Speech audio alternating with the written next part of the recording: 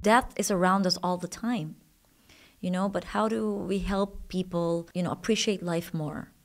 So in order to create influence, you need to be at a certain level, right? And I always wanted that. I believe that food in general, it is the number one most healing thing for your body. Hi everyone, and welcome to this episode of the podcast in partnership with our awesome sponsors, the Megaverse. I'll tell you more about them later. But first, over the last few months, I have been working at losing weight. I've been to the gym regularly for the last few years, but I haven't been able to shift that weight. So I decided to embark on getting an accountability person, a nutritionist basically, to look at my food, look at what I'm eating and help me on my way. And she is today's guest of the show. So I am a living example of the work that she does. Let me tell you about her. Mary Cristine is a guiding force in the realms of holistic healing and well-being. Mary's journey is one of resilience, self-discovery, and an unwavering commitment to empowering others on their transformative paths. Her story from personal struggles to empowering others is truly inspiring. Driven by a deep-seated desire to guide individuals towards optimal well-being, Mary's mission has been evolved through personal experience, a quest for ancient practices, and a profound realization of the mind, body, and soul connection. Today we're going to explore her journey and understand how she got into the world of nutrition and the impact she's had on so many people in the corporate space, more importantly than anywhere else. CEOs, C-suite guys that are running businesses, people under huge amounts of stress and pressure on a regular basis. Those types of people are Mary's key market. She wants to de-stress people. She wants to help people lose weight, get rid of gut health problems, and live a healthier life. And I know for sure every one of us at some point in our life has experienced some of these issues. I really am looking forward to sharing her story with you. You're really going to love her. Let's tune in right now. Cue the music for Mary Cristine.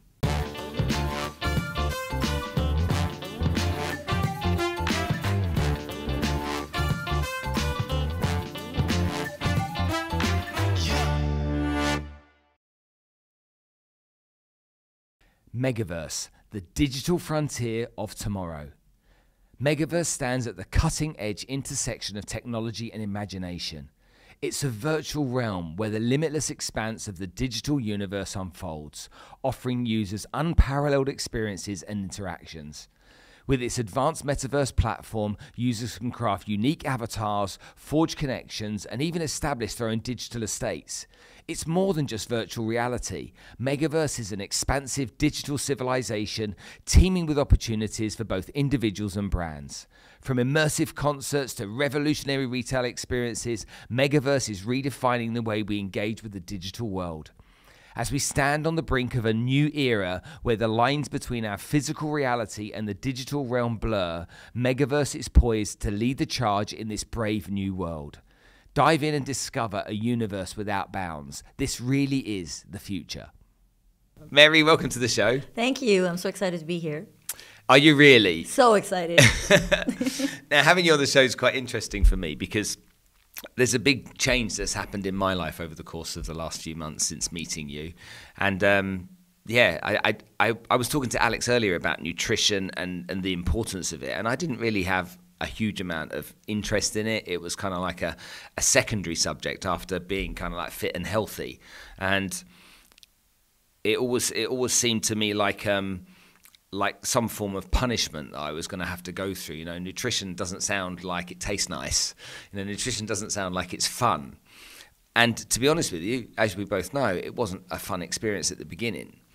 But then when I started to get results, that's what really triggered me and started me to get excited about it and the benefit that I could get from it. And then I started to realize the importance of it over and above everything else that I do. So thank you for coming into my life and helping me with that. You're very welcome. I'm really happy that I managed to help you change. So the reason you're on the show is, number one, because if you can do it with me, you can do it with anyone, okay? And number two, I want people to really understand what's involved. I want to look at the kind of risks that people attach to this kind of stuff and the kind of challenges maybe businesses face as well when they don't take nutrition, gut health, and really kind of living the best way we can seriously. A lot of the time it's kind of skipped over, it's skirted over. It's kind of like, oh, we'll have fruit bowls in the office. You know, there's our contribution. Or, you know, every Friday we'll get everyone a salad. Or, I don't know, something that's a token gesture rather than a full commitment. And I think that's because, number one, it sounds too hard. And number two, the results can't be seen quickly. And number three, is it really worth it if you can't persuade people to do it? So Mary, just talk to me about how you got into nutrition. After all, I'm the one sitting here as the benefit of you being an expert and someone really committed to the area. So how did that journey start for you? I have always been someone that loved to help people anyway, but I think the flip in the switch, let's just say, in my life was when my father got sick. So I was in uni at that time, and he was only 58 when he was diagnosed with cancer, stage 3. And what I found really frustrating about this particular topic especially was that my father was going every 3 to 6 months for a checkup, you know? And to find it at stage 3 is the one that frustrated me the most, because he was already peeing blood, for example. You know, he was already having some kind of symptoms, but they weren't able to detect anything. They were just saying, like, you know, here's your paper, you can go home and you're completely fine. It was only when he started developing way, you know, difficult symptoms that they start be like, yeah, you have cancer now. So can you imagine what shock that was for our family? It was difficult because I wasn't living here, and extremely difficult because he is like my pillar of strength. He was someone that I loved and still love the most. So, you know, doing the journey from the UK, studying, and then coming back here while he was getting his treatments was really difficult for me to concentrate at school, and then also to not be really fully present at school, because most of the time my presence was really like, how do I help my father, you know? So what kind of a man was your dad? An incredible man. I think like a lot of the traits that I have is really from my dad. Like, he's selfless, he's super caring, he's compassionate, he loves his family. Like, he was a family man, and I think that's the reason why, you know, my values and my ethics when it comes to my own family, you know, and raising my son, for example, is that same way. It's because I got that from him. You know, I value relationships, I value honesty, I value loyalty and all those things. It's because my father was like that when he raised us. So. And did he have, you know, did he drink? Did he smoke? Was he obese? Was there anything like that in your dad that? Yeah, he had an addiction, definitely. And I mean, a lot of people that end up getting sick usually have some sort of an addiction to something, you know. So he was a smoker. He's been smoking for a long time, and also a really heavy drinker. But on the flip side of that is that even though he was all of those things, he was never disrespectful, violent, or any of those things that would normally be a part of someone that would drink a lot. You say that because you think people expect that to be synonymous with the drinker and the smoker. I don't believe that for you 1 don't? minute. No, because there's many people that I believe my parents are functioning alcoholics, to be honest with you, and that's great, they're the friendliest people in the world. Yeah. So you've got this example. Your dad is this fantastic human being, is kind and is selfless. Yeah, he's got his own demons with alcohol and cigarettes. That's probably his stress reliever or something that goes on for him. When you were young, did you drink and smoke? I did not smoke because I grew up with a father that just smoked all the time. So that's really something that I didn't want to do. Mm-hmm. So because of how much smoke that I had to go endure at home every single day, I just detested that smell. Mm-hmm. I can't be around people that smoke. Mm-hmm.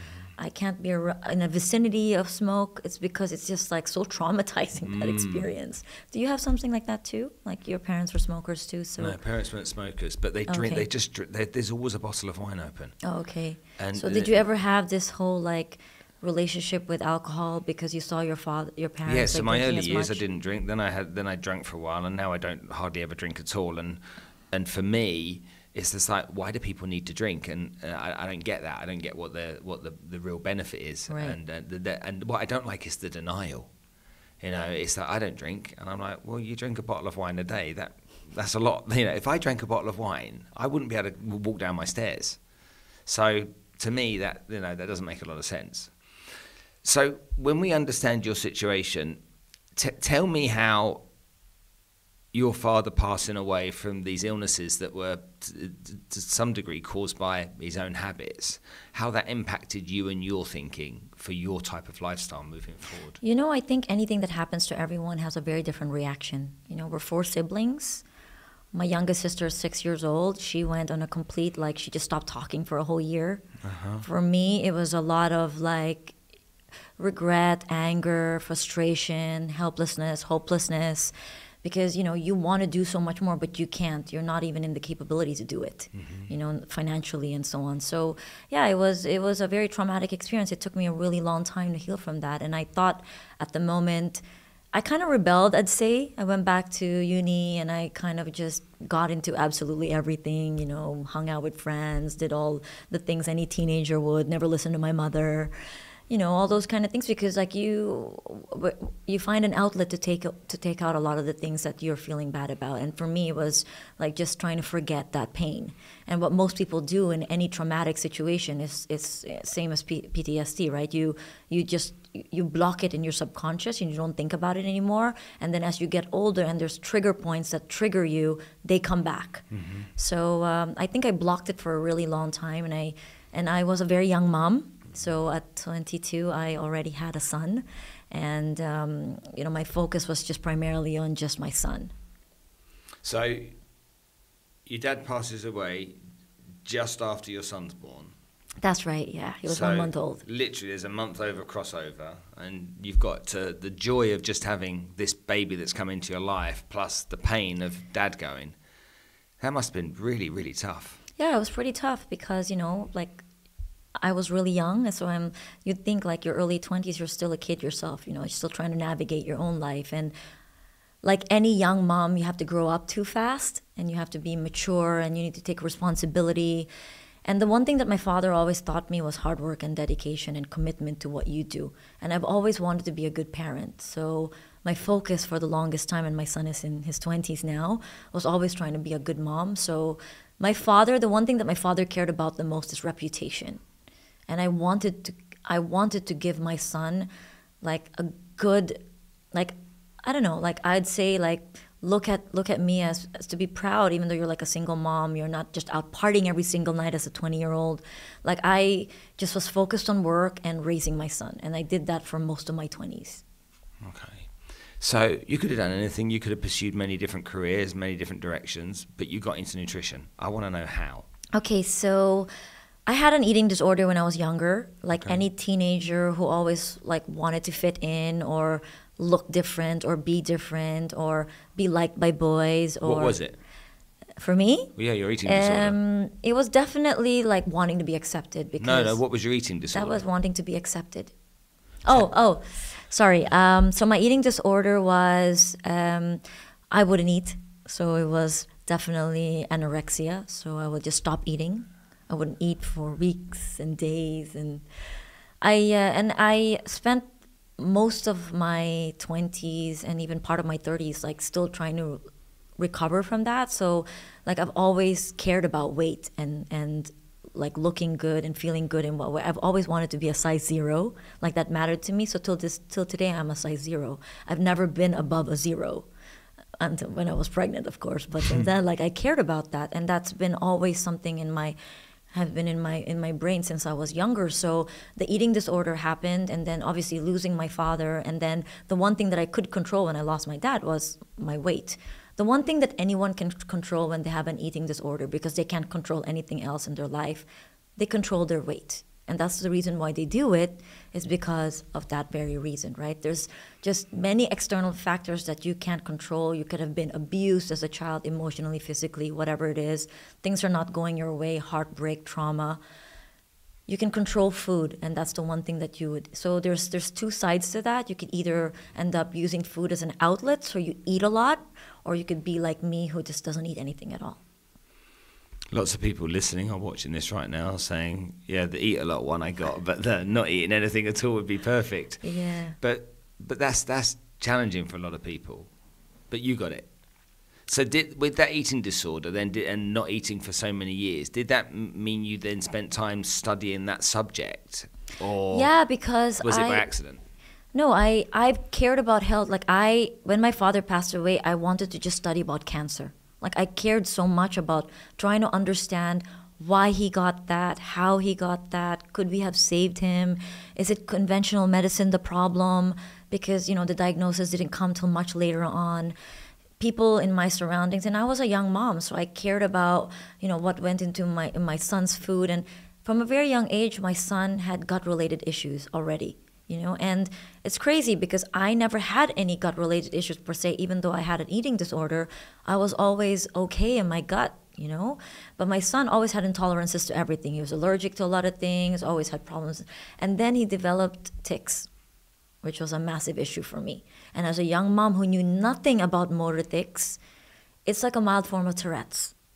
That is when I went completely health overload, checking everything online. Because when I took him to a doctor, they prescribed him Prozac at the age of 6. Wow. So that's when I was just like, there's something wrong with conventional medicine and the way that they do things. Because really, for a young mom who probably at that time knew nothing about health in the way that a lot of people in the health place know about health, prescribing this, and as a young mom who would probably gullible would be like, sure, if the doctor says I need to take it, I should just give it to my son. Which, by the way, in many instances, I work with a lot of those people today who do those things, who just listen to conventional doctors and do those things. So then I went home and I was just like, what's going on? His tics became really extreme, Spencer, really extreme, to the point head jerks, head tilts, sounds, shoulder jerks. I tried everything. I Googled things and tried to understand, magnesium deficiency, a neurological problem. Anyone that develops motor tics is obviously a neurological problem. The function between the neurotransmitters in your brain is not connecting well to the other nerves in your body, and that's why you do those movements.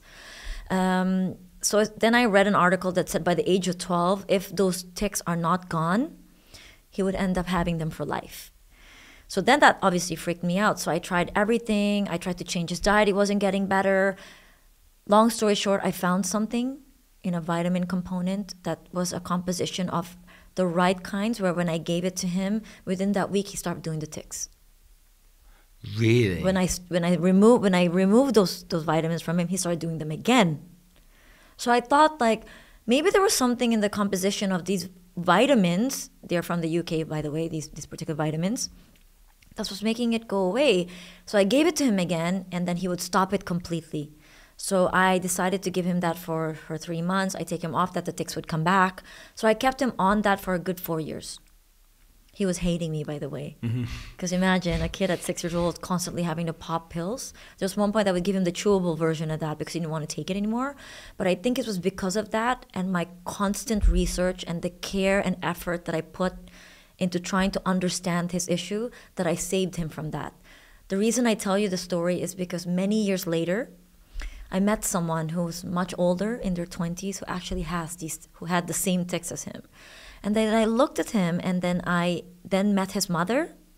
And his mother, for the longest time, didn't know how to deal with it when he was younger.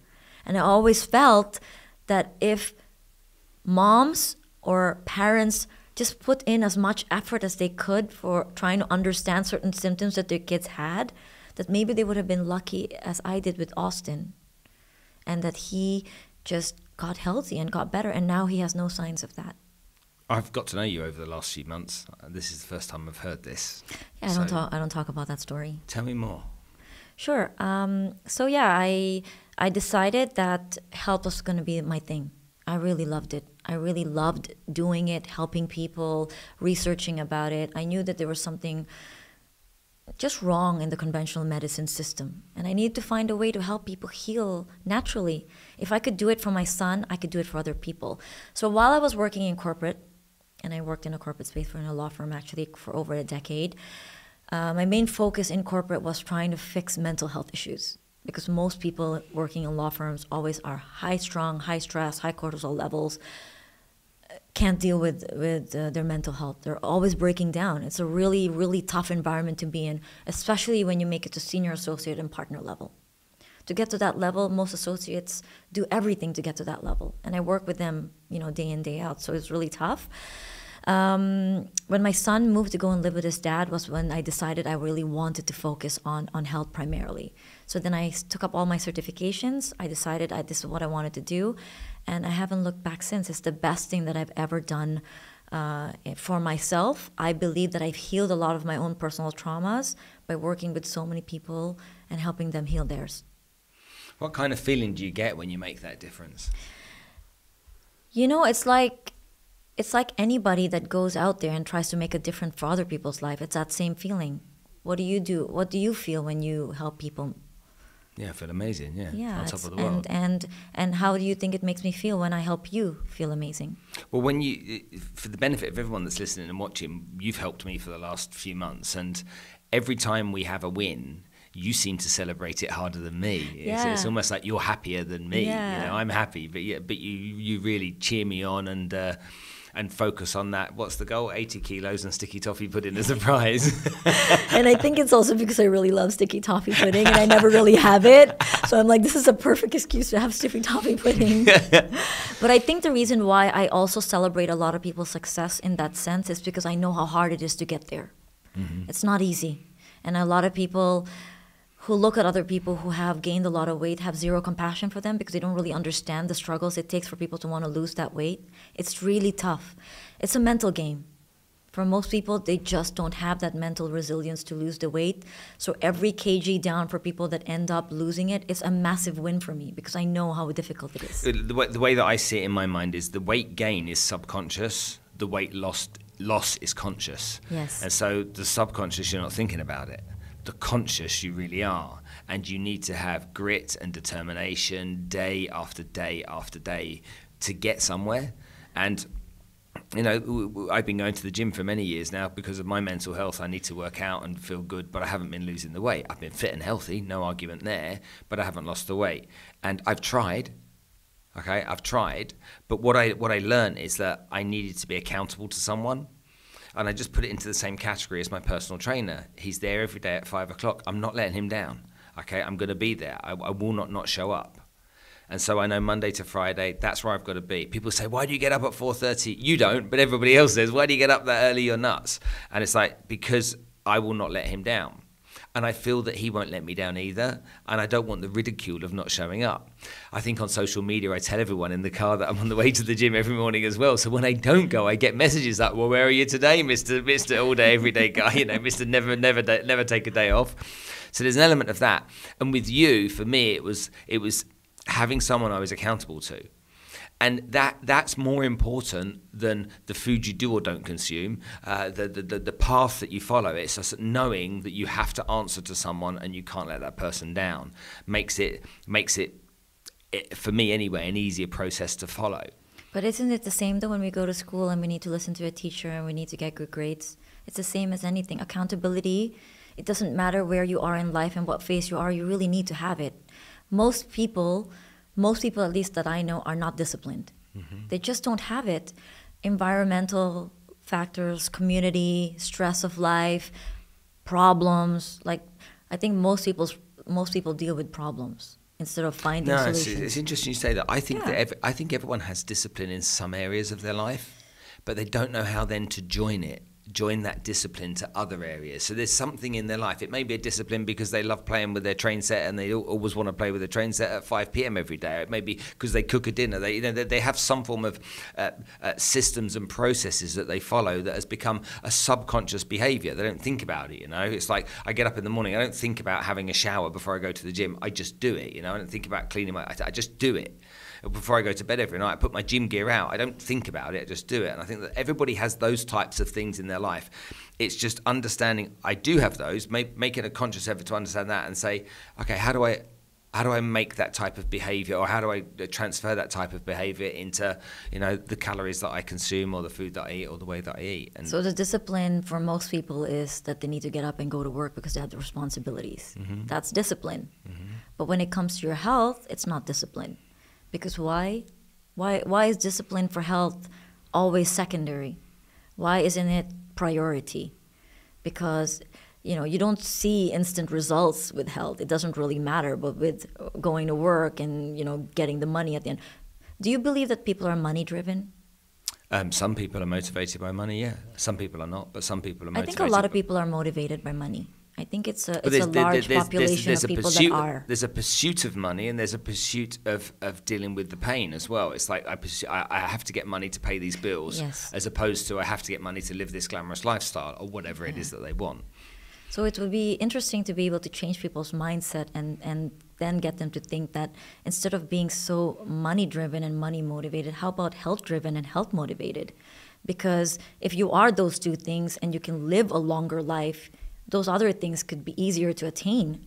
But if you are trying to attain the wrong thing first and taking your health for granted, once you've attained this to a certain level and you've deteriorated your health, the money is not going to help you get better. And we've seen this in many people's situations, celebrities, non-celebrities. I've worked with clients whose family members are passing away.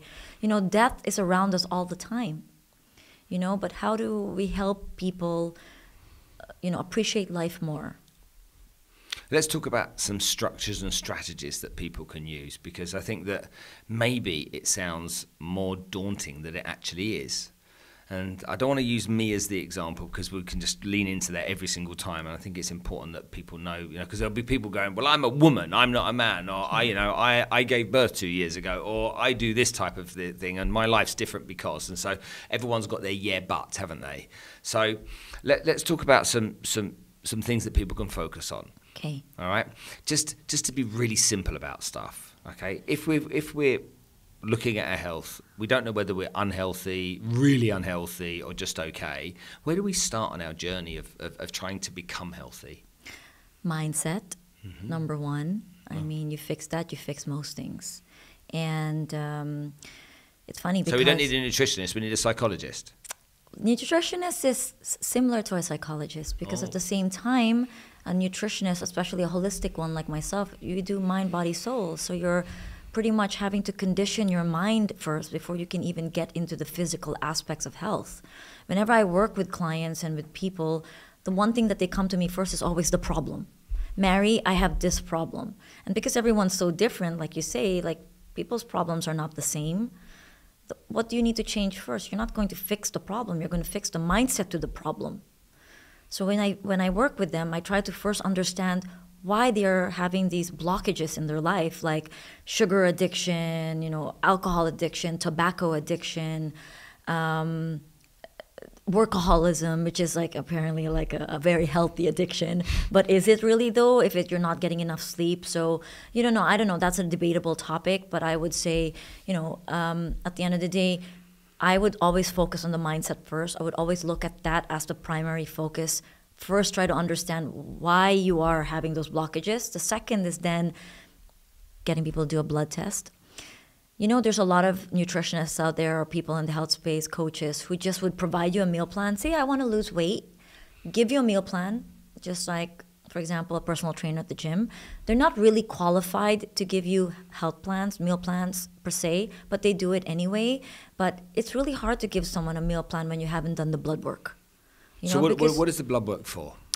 To understand deficiencies. So it could be vitamin, mineral deficiencies. It could be, a problem with your glucose levels. Maybe you are pre-diabetic, post-diabetic. Like it could be many different ways to understand. But without those blood biomarkers, how can you provide someone a meal plan? Food intolerances, food allergies. You can't go and give somebody a generic meal plan and expect everyone to just work the same way. So blood work is massively important, and I work with every client the same way. I would always do the blood work. Once I've gotten the blood work, I then understand where they're coming from, because as you know, our gut microbiome is all different, regardless if you're in the same family or not. And then I prepare for them a program and a protocol based on what their health goals are. Because I specialize in gut health, it's always focused on reducing gut inflammation. How do we do that in the simplest form possible? Stop eating processed foods. Stop eating refined sugars. Those are the two culprits for inflammation, always. Refined sugars and processed foods. All the things that taste nice. All the things you love. So you say to give those things up, but that's... No, I wouldn't say give it up, but I think it's important to understand its place in life. I think, sugar and carbs have all been looked at as the enemy, but it isn't the enemy. It's the misuse of these foods that become so. You know, you overindulge and not know how to manage it the day after, and you overindulge the day after and the day after, and you put on the weight. You know, you're using it as an outlet to relieve from stress or any kind of issues that you're having. You need to change your mindset around food. You can't use food as an outlet for dealing with a lot of your problems, because we all have problems. And if food is always the outlet, then you're just going to get fat and unhealthy. People have said, you know, it's like making a sacrifice when you give these things up, because they're the things you like. And it takes me back to my childhood, where if you gave me an olive, there's no way I could put that in my mouth and eat it. It was disgusting. And I'm a kid, and you're giving me this bitter thing covered in oil. It's just like, no chance, you know. And my mum and dad would sit there eating them and taking the pips out, going, oh, they're delicious, aren't they, you know? And I'd be like, yeah. Brussels sprouts was something else. You know, as a kid, it was just like, why are you making me eat them? And my mum would make me sit at the table and not leave the table until I'd eaten these Brussels sprouts. Punishing. And I was never going to like them. But here I am 40 years later, and I love Brussels sprouts and I love olives. And so if you think about it, it's like, is it a choice of understanding what we love that we're giving up, or is it a way of looking into other things that we can love and enjoy even more? You know, a stick of celery on its own is not very nice. A stick of celery sprinkled with salt and pepper actually is quite nice. Soups made with bone broth, this is a great example, because just recently I got into bone broth with you. Spence, going to drink some bone broth. And I'm like, collagen also in bone broth is amazing. Great. It was just like, why am I going to eat this? And these packs of bone broth arrived at my house that all went in the fridge, these blooming cartons of stuff. But put it into a soup with some celery and some fennel and some garlic, and all of a sudden I've got myself a really nice drink to drink. I think there's a real issue people have on giving up something, because it's a sacrifice to give up rather than I get to eat something different or try something new or embrace something better. That's clearly the world of FMCG, food marketing companies, that have played a role in that, right? Yeah, I was just about to say, I think, you know, our generation is not as challenging as the generation is today. We have a child born every single day to this new society, to this new movement, to this new culture.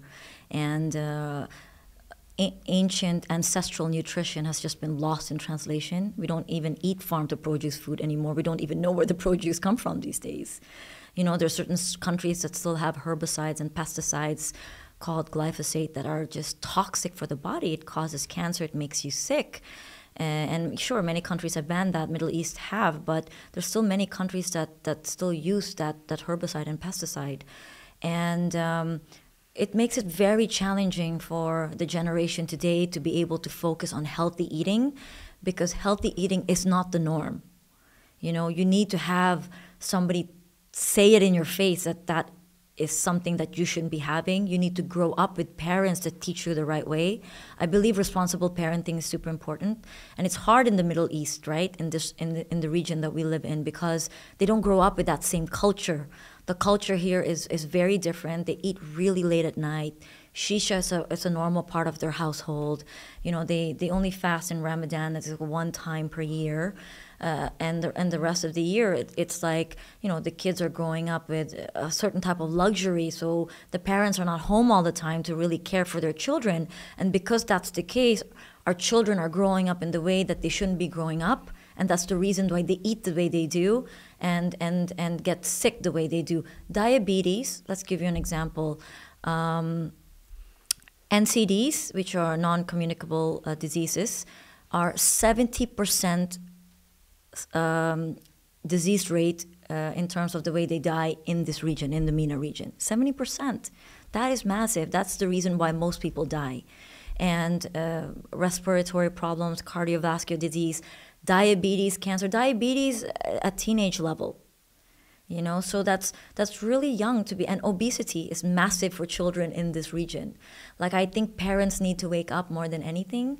And the reason why I do what I do and why I preach this every single day is because I want people to not forget ancestral nutrition, to not forget farm to table food. We come from a generation where we still remember those things. So our goal and our responsibility, if we want to create an impact in the world, is to make sure that they don't forget either. So it's interesting you said we come from a generation, as if we're from the same generation. We kind of are from the same generation. Celebrate that. A little win. Let's talk about nutrition and stress. Stress is the cause of many problems in the workplace. People burn out. They have all kinds of challenges, which means they take time off work. There's an impact on a business, a group of people in a business, very often due to stress. Now, there are the Joe Dispenzas out there of the world, and which will teach you about stress through meditation and how you cope with it. But let's talk about stress through nutrition. I've got a psychological issue with stress that was caused, actually, and I haven't even said this before, and I haven't said it to you either, and I've told you a lot.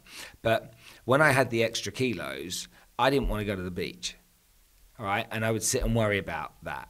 And people would say to me, Spence, you're not fat, for goodness sake, you're not fat.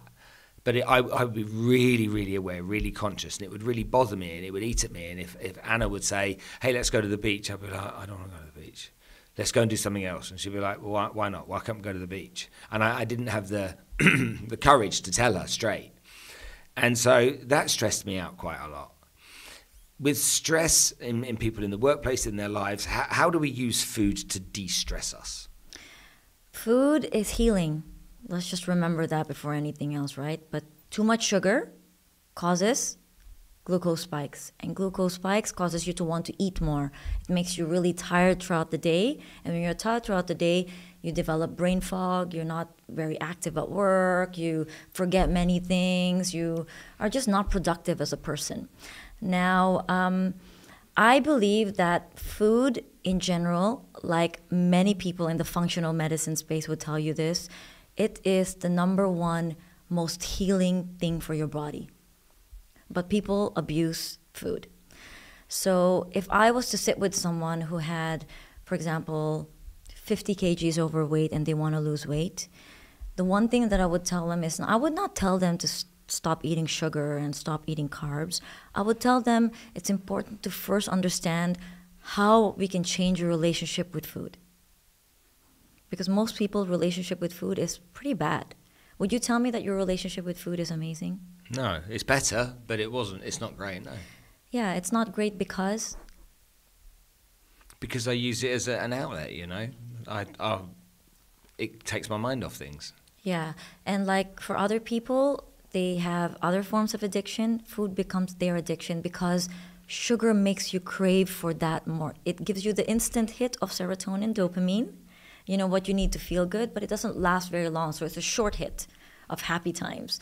When you end up in like a really bad situation at work, the first thing you want to do is grab carbs or have a pizza or go out with mates and have a glass of wine or have some ice cream or some chocolate that you tuck into. Why? Because of what it does to your serotonin levels and your dopamine hits. It gives you that kick into your body that makes you want to crave it more. So instead of that, the flip side of that is exercise, because exercise also gives you those same feelings. It's just that people don't associate themselves. They find that painful. They don't look at exercise as happiness. They look at exercise as torture. But the problem is our society has conditioned us into thinking that working out and exercise is always meant to be painful, and food and sugar and carbs and all of those ads of KFC and pizzas and donuts are the ones that are going to give you pleasure. So really, it's society and media that has programmed our brains into thinking that. So that's the challenging part as to why we do those things. Now, your question going back to how can we use food the right way to de-stress us? I would say heal your relationship with food. I would say find foods that are healthier but also give you that same kick. For example, you love sugar. Who said that? Who said that? I know so.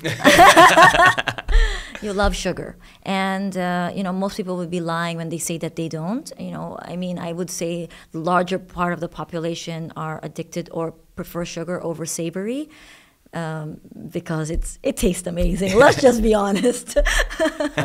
It does. It tastes amazing. But also There are other forms of sugar that people don't know, alternative forms of sugar that can also give you that same release of happiness, you know. So you mean like stevia and stuff? I taught you about monk fruit. Okay. That's also Remind pretty good. me of that again.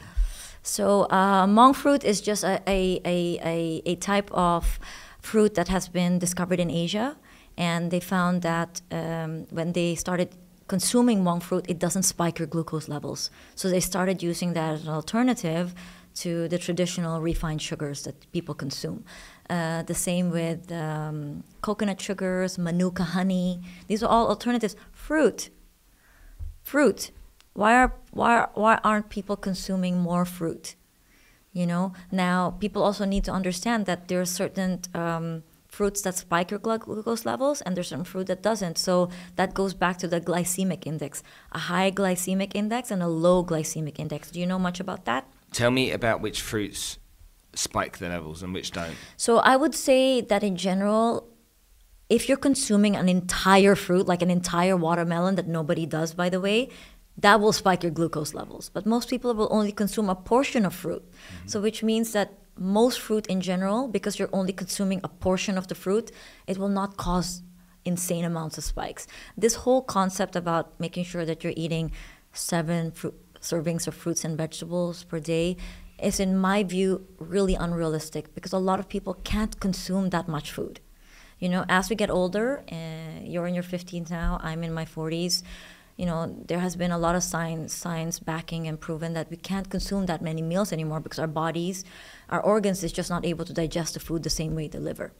So, which means that you need to eat less food. And also, the nutrients that we're getting from fruits and vegetables, because we're living in an import culture, import society, 40% is stripped just as you remove it from farm to table.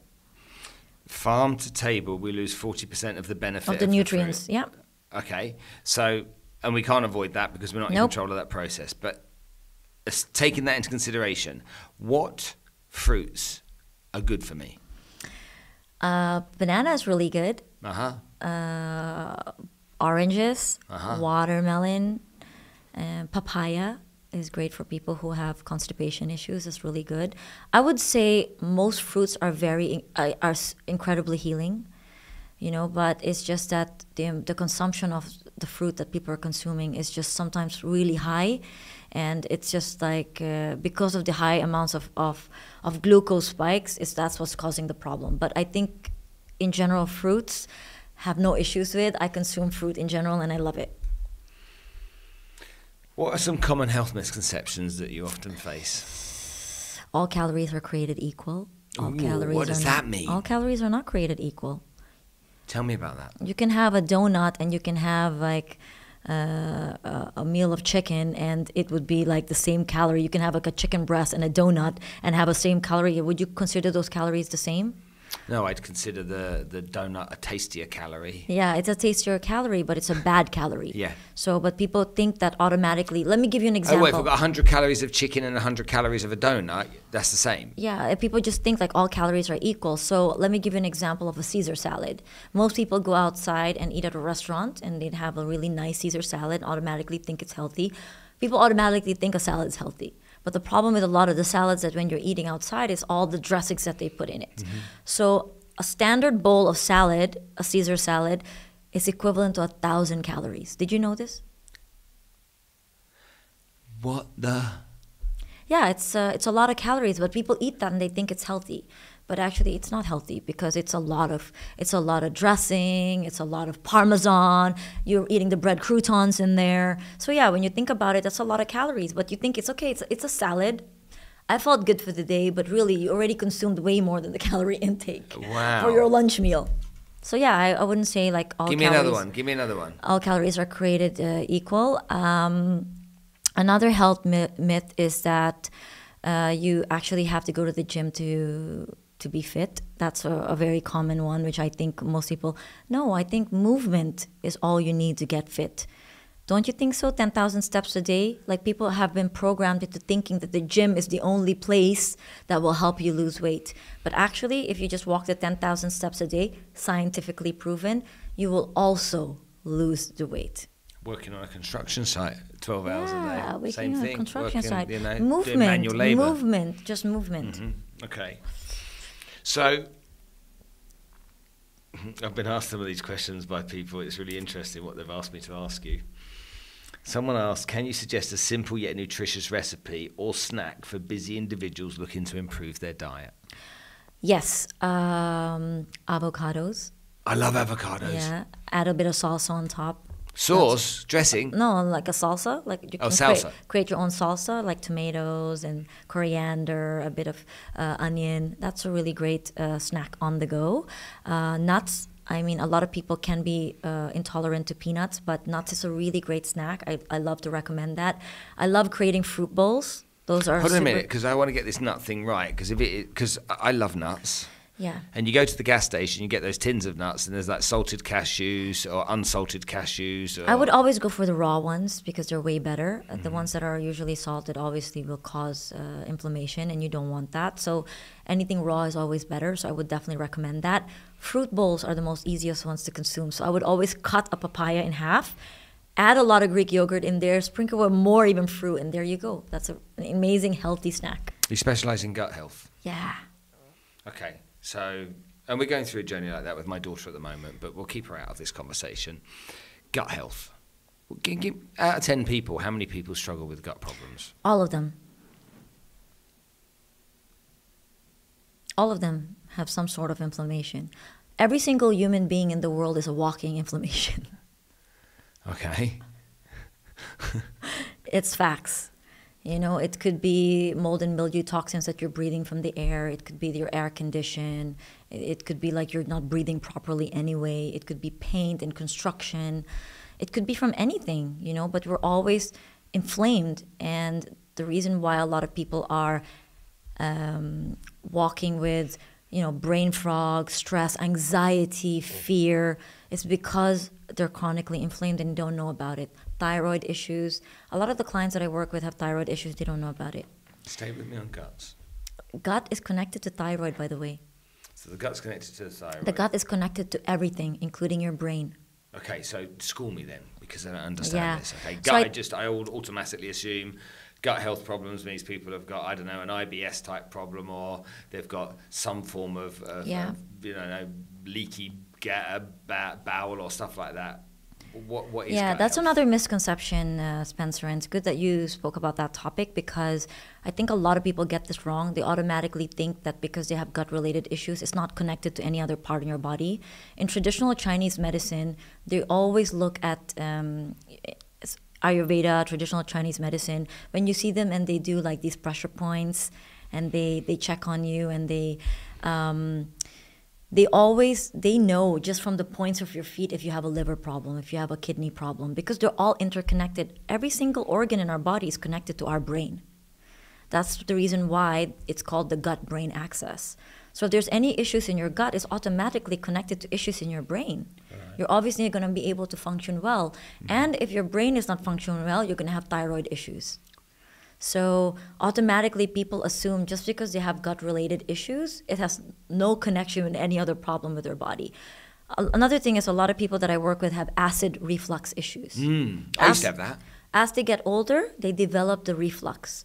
And it could be from a variety of different reasons, but also, you know, they are not able to digest their food better. They're not able to keep the food in. They become intolerant to so many things. Our intolerance to food changes every 6 months. So it means that if we're not testing often, you could be intolerant to things that you never knew you were intolerant to because you didn't test for years. But you could be consuming this product and it's causing inflammation, and then you start developing acidity issues. Talk to me about living a better life. I want to focus on the last point in this conversation on two things. Number one, the steps I need to follow if I want to live, and all of our viewers and listeners today want to live a healthier life than they're leading. What are some simple steps that everyone can follow just to get themselves in a better position than maybe they are right now? And we'll come on to the second question after that. Okay, first tip is understand your food intolerances, because if you understand your food intolerances, you will reduce inflammation. Number two is learn to manage your stress, because stress is the number one cause of disease. And when you get sick, and you don't know how to heal yourself. It then creates all sorts of havoc in your body, which you can't then control. Next, movement. Walk. I never ever tell people that they need to go to the gym. I just tell you, hit your 10,000 steps a day, you will stay healthy forever. Clint Eastwood said this actually in one of his statements, because he's in his 90s now and he's super healthy. And the one thing they asked him, what's your secret to longevity? And they said, I just get up every morning with my wife and I walk. You know, it's the same in the blue zones. They walk. So it's not rocket science in how to get healthy. It's just that you need to get up and you need to walk. It's challenging because we obviously live in a country, and maybe many other countries in the world too, that, you know, walking is not the first mode of transport.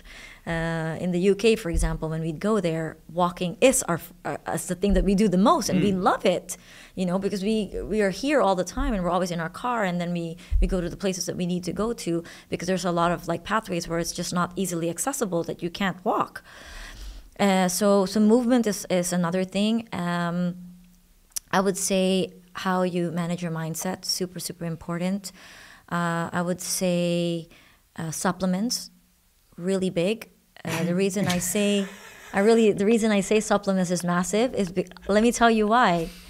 Is because we're not getting the nutrients that we get from the food alone, and we need supplements to be able to compensate from those nutrients that we're not getting in food. And because 40% is depleted from the nutrients, from the soil in general. And I heard this talk when I was at the Expo, and they're talking about it a lot in COP28. You know, soil degradation, the nutrients in the food alone, farming, agriculture. It's not the same as what it was like centuries ago. Supplements are developed because we need to compensate for the things that we're not getting in the food alone. People, for example, don't love bone broth, so they'd rather take a collagen supplement so they don't need to drink bone broth. You know, I know so many people that You're telling me there's a supplement I could take instead of bone broth? Yeah, you can take a collagen supplement. Thanks for holding that one back. Although, you know, I would always recommend food first and then supplements second, and never supplements first and food second. But yeah, I mean, most people can't, for example, stomach pills and don't want to take pills. So yes, food is always the first mode that you need to focus on, and then take supplements. But yeah, I mean, I believe heavily on supplements, and I've been taking them for years myself. You know, there's certain supplements that activate certain things in your body that you can't get from food anymore, like NMN, for example. So that and sleep. Sleep. How important is sleep? So important. So important. And I think people take that one for granted. And obviously we have very different chronotypes, and not everyone the same. People can run on less hours, and other people need more. But the general rule of thumb is you need to be able to sleep 6 hours a night to be able to function and to give your body enough time to rest and repair. Because when are we resting and repairing if not through sleep? And if you're only getting 2 hours or 3 hours per night, you're not giving your body enough time to repair and like anything, you know, a car needs charging, it needs petrol. Our bodies needs the same. Mm-hmm. So some clear and easy steps to follow there. Easy to follow. The commitment to do that in the first place is where the challenge lies. Last couple of questions. When we talk about the risk that all of these issues are on companies, I really want to try and help people understand that. You worked for a law firm. So in a law firm, there'll be a bunch of partners, there'll be senior managers, and then everybody else in the business. And in a law firm, let's say there's 100 partners for the sake of argument. Each one of those is responsible for a different part of the business, a different number of clients that work within that business. And some of those 100 partners could be living very unhealthy lives. The risk to the business of living an unhealthy life is a great one in my mind. Yeah, it's totally, it's good because like I seen firsthand what it's like to work in corporates, hence why I understand corporate wellness, and I know why it's important for leaders in corporations to take care of their staff. I work with high net worth individuals, CEOs, entrepreneurs like yourself, as you know this. And the reason that I do so is because like if I can change their mindset and the way they are and their health, and they see it firsthand, like you have seen it firsthand, they will make it a priority for their staff. Because like what's retention rate in most organizations? Well, 1 in 4 employees leave every year. Yeah. So Why? 25%. Why are employees leaving? They don't feel valued. Don't feel connected, don't have sense of mission and purpose, Right, don't enjoy the work. They don't. Most people don't enjoy their work. They go to the 9-to-5 job because they go to a 9-to-5 job because they need to pay their bills. So at least when they're going to a 9-to-5 job and a job that they don't enjoy, you might as well make it worth their while by actually showing that you care about your employees. I'm going to give you an example. Last week I finished a corporate wellness for a company, a massive organization in the event space. And event space is really like high stress job, okay? And they're working day in, day out, like on weekends. And when I started with them at the beginning of the year, they were very resistant to change. They didn't want to do it. They felt like, even more like, why is this company doing this for me? You know, this company has been around for a really long time and they've never done anything corporate wellness related. But this time, this leader decided that he wanted to do that, okay? And now, 11 months down the road, and we had our final activation for the year, they were changed people. We had people who lost 40 kgs. We had people who were like super dedicated to wellness. There were people who were like enjoyed camaraderie. There were people who didn't even speak and now speak, you know, and it became a family. More than just employees clicking in and checking in and going to work. It became more about like, I care about you. And I think when a leader, and it's every leader's responsibility to do this, to create and show that you care about your employees, it will then create that for other employees. They want to care about others in the company. And when you do that, you then build a thriving business because they want to stay in the organization because you show that you care about them. So ultimately, that's my ultimate goal when I work with corporate wellness, in corporate wellness and with these organizations, because I've seen working with them what it's like from 11 months, 10 months, 12 months, how we start as strangers but then end as family. And I think that's priceless. Well said. All right, I'll let you do your shameless plug for your products. So I recently launched my own supplements brand called Be That Life and Integrative Health. I'm launching out with 4 products, and being someone who's so big on like the cleanest products ever, going back to, you know, having my son to have his problems at such a young age, I've always been focused on the cleanest of products ever, mainly because I also work with a lot of clients like yourself who have major gut-related issues and can't stomach most supplements because a lot of them have always ingredients that are not good for your health. Just like when you go to a supermarket, and I would always recommend to always pick products that are either 5 ingredients or less, I would say that the same with supplements. If you're going to go with supplements that have way more than 5 ingredients in there, I wouldn't always recommend that you take that. My products are only 1 ingredient in every supplement that I have, which means that you're only getting the purest of the purest quality. We also have a patented enzyme for one of our products, which is known to extend your telomere markers. Now, the telomeres are our longevity markers, and as we get older, they're like shoelaces, that at the end of each shoelace they have the connector. And as you get older, they shorten. The wonderful thing about our patented enzyme is that it keeps it long and lengthy and healthy, which means that it prevents inflammation and the growth of tumors, which then develop to cancer. So you're telling me if I take the supplements, it's going to prevent inflammation and it will reduce the length of the what are they called? The telomeres. The telomeres. Yes. And it helps your DNA repair itself, which is what you want, because you can then live a long and healthy life. So your DNA will repair itself and it will help reduce my risk of cancer. Yeah, and you can eat McDonald's every day and you won't get sick. I want that one. Get me that one. Yeah, so that's, I think everybody wants that one. I have to cut that bit out. No, you know what? My business partner said that in his podcast with that particular supplement. It's true. Don't cut it out. Please keep it in there. Alex, McDonald's every day as long as we take these supplements. Don't cut it out. Yeah, so I'm really super excited. Are they launched now? Are they ready for sale? Where can people get them? They will be launched. They can get them on www. We don't say that anymore. Okay. They can get them on what? They can get them on bethatlife.co. And it's going to be launched this month. So I'm super excited. For anybody that wants to pre-register, they can, because now the website is up. They can pre-register to be the first to ever get the supplements that will just keep you healthy for life. Awesome stuff. Mary, thank you for coming to join us on the show today. Thank you so much, Spencer. I really appreciate it.